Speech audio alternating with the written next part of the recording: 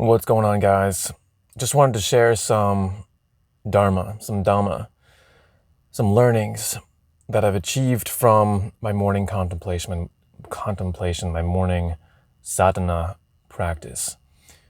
Okay, so yesterday I finally signed on to working with a teacher, a guru. Okay, so it's a monumental day for me because I've been doing the spiritual path solo for the whole time. Yes, I've had different teachers in the form of books and, temporary classes and things of that nature, but never like an ongoing guru experience. Well, I did have a brief one, but it wasn't like the energy of that wasn't like the kind that helps you advance like significantly. The kind that, the authentic experience you're looking for. But either way, I ascribed to that, and, so today, this morning, my experience of my defilements, the kilesas, was much different. And so, I don't know about you guys, but when I wake up, often there's some kind of like mental afflictions that come to me from the day before, some other previous day. They'll just kind of swoop in and like start attacking my mind immediately. And usually it's like, oh no, let's get rid of that. Let's hide from that. That's not supposed to be there. That's in the way of the path to peace and serenity and samadhi, right? That's not the approach you want to take. The approach you want to take is that those are there for the purpose of decoding wisdom. There's some kind of misunderstanding within your being that allows these things to be there, or they contain the wisdom that you need to advance yourself, that you need to construct yourself into more of an aligned being, a more of an aligned version of your true self. Okay, more of your true self, basically. Right? So the response isn't like, oh no, anxiety, like, well, let's shuffle that under the rug because that's in the way, right? The response is to analyze those programs, analyze those samskaras. Why is it coming up? There's part of you that believes it needs to be there or has a belief that allows it to be there, right? There's a part of you that thinks it's correct. Okay, so obviously your surface level mind, your adult mind, let's say, is like, oh, well, that's dumb, or that's not right, or doesn't belong, right? There's that part of our mind. But we need to address the part of our mind that's stuck in the past that thinks it makes sense. Okay? What originated that program in the first place is what we're looking for. So you want to analyze these programs. You don't want to just like shuffle them away. You don't want to just vipassana them away. Insight meditation, right? I've tried to do that for years, but it's kind of like you're walking through a thick jungle, and instead of taking a machete, you're just like, well, I'm just going to like force my way through these branches and this brush. You're never going to have a clear path. It's always going to be a challenge. It's always going to be like endless wandering through thick jungle. You need to make trails. You need to chop down the obstacles. You need to clean up your base camp.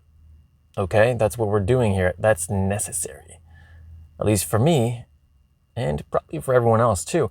And this is part of yama and niyama, guys. This is part of, put it in the frame of the yogic practice, right? To make sense of it. It's yama and niyama. Why? Because you're cleaning up your character. You're cleaning up the defilements that live within your mind that obstruct samadhi. Okay, so the anusaya, the obstacles, the kilesas, the defilements.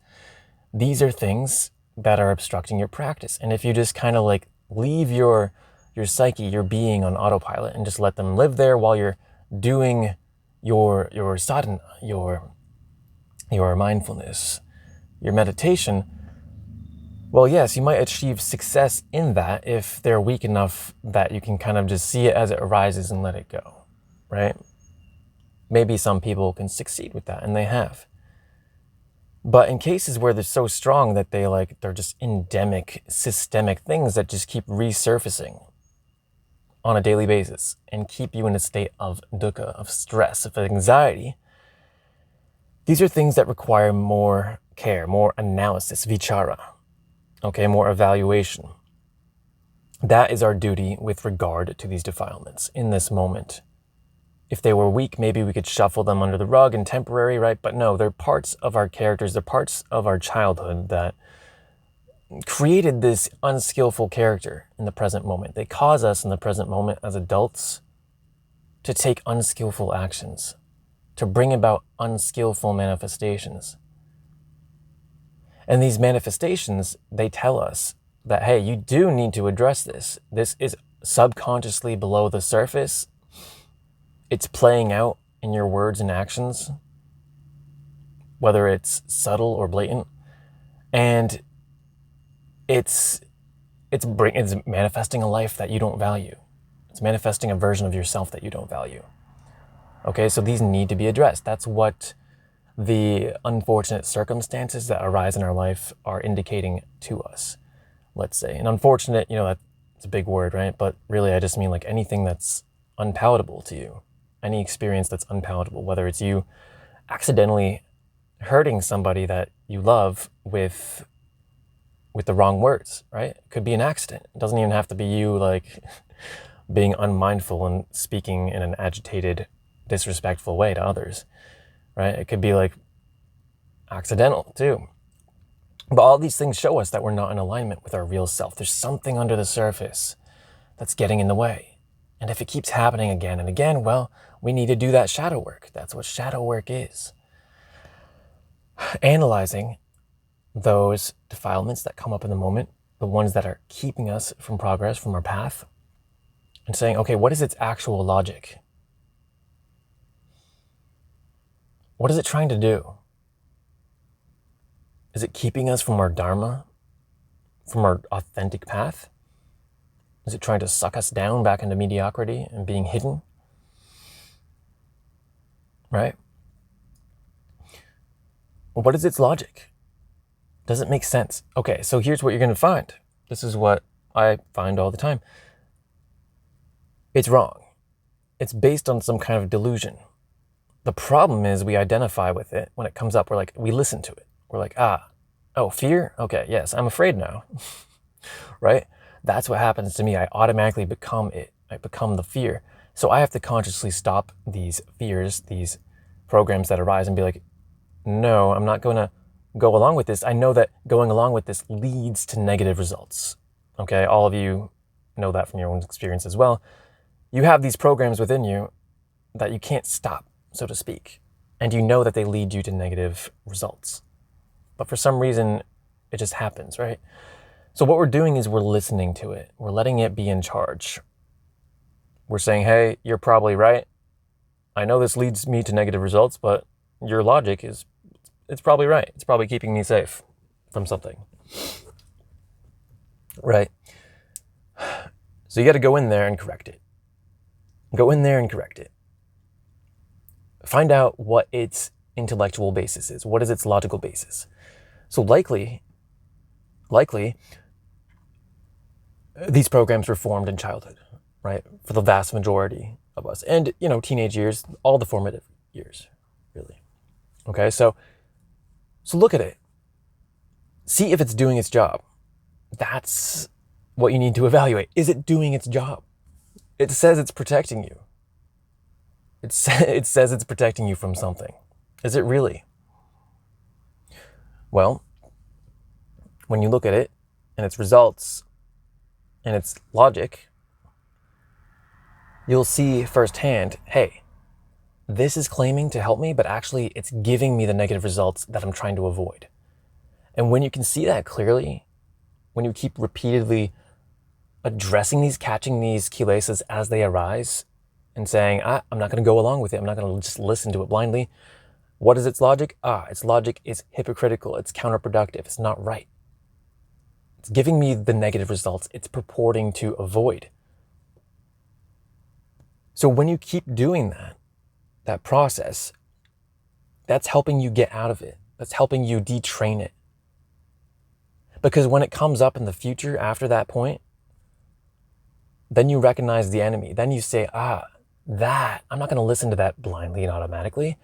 That's the enemy. It's wrong. It's leading me to the harm. Right? So we have to have the courage then to say, well, what's the mindset? What's the standpoint that actually gets me the results? That's more of your true self, right? So what is the standpoint that actually gets you the logical results of lack of harm and of success? Okay? So it's a twofold process. What's the thing we're not listening to? What is its false logic? And then what is the correct standpoint to then practice embodying? Okay? And then we're catching these things as they arise.